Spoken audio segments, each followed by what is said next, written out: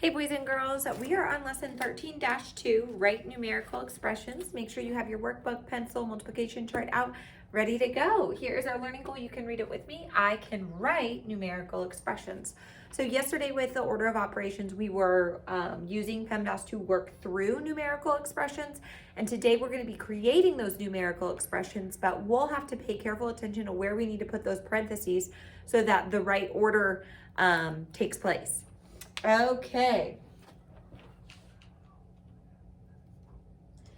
So we are on page 554 for our solvent share. Let's go ahead and read through the problem and then try to solve.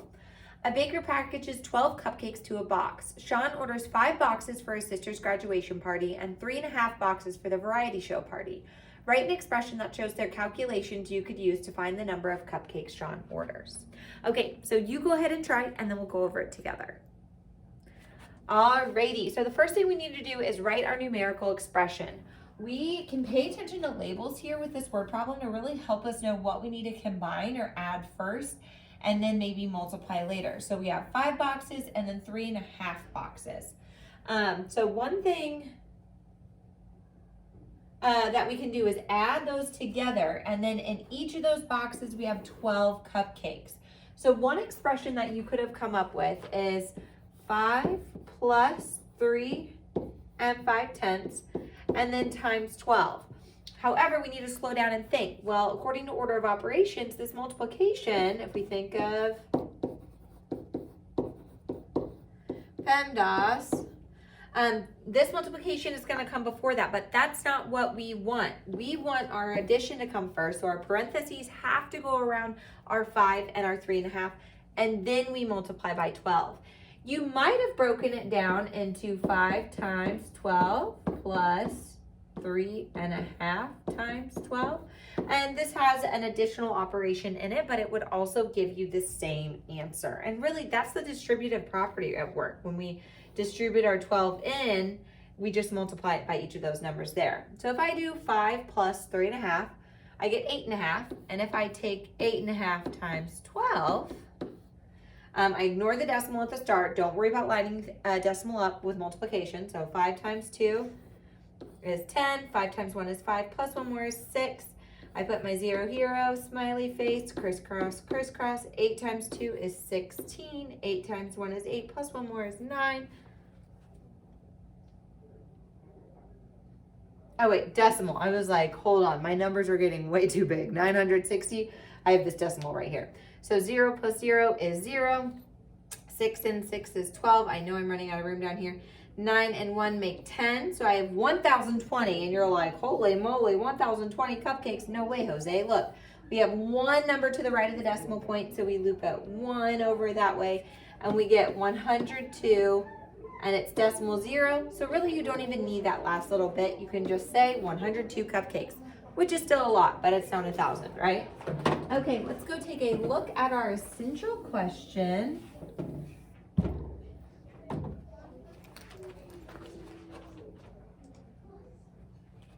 How can we write a numerical expression to record calculations? So let's read through this little problem and see what we can do. The school auditorium has 546 seats on the main floor and 102 in the balcony. Every seat is filled for all of the variety show performances. Write an expression that shows the calculation you could use to determine how many tickets were sold. Must be a great variety show, right? So they've got 1, 2, 3, 4 different showings. The tickets are, we want to know how many tickets were sold. The tickets are $4.50, but it doesn't say how much money they raised. It wants how many tickets total. So what they're going to have you do down below, maybe, is add together the 546 and the 102 to find the total number of seats. So when we do our 546, 102, line up your place values for addition. 6 plus 2 is 8, 4 and 0 is 4, 5 and 1 is 6, so we get 648. But they're writing the expression. I did some of the math first, but that's okay. So then you have to multiply that number by the number of performances we saw down below, which was 4. So we have to take that times 4 second. However, if you look at the expression that I've just kind of created here, I've got 546 plus 102 times 4. Well, if you think back to the cupcakes thing, this is really similar. With my PEMDAS, if I don't have any parentheses in there, I've got multiplication coming first, and that's not what I want. So I have to add in those parentheses right there. So then I do this first to get the 648, and then do that times 4. So the phrase that you could write is find 4 times the sum of 546 and 102. I accidentally clicked back. And so then the sum of 546 and 102 would look like this, just like how I wrote it right there. And then 4 times that sum or answer to an addition problem would look like this: 4 times 546 plus 102. And I put it in a different order. Either way works. You're going to get that same answer. So the parentheses are what our big focus is today to show which calculation is going to come first. Let's go ahead and take a peek-see over at the work we've got over on our guided practice. Maybe I can, there we go. Okay, so why do some numerical expressions contain parentheses? I want you to try to think through this. What do the parentheses do in a numerical expression? So really, it's to show which calculation should be done first.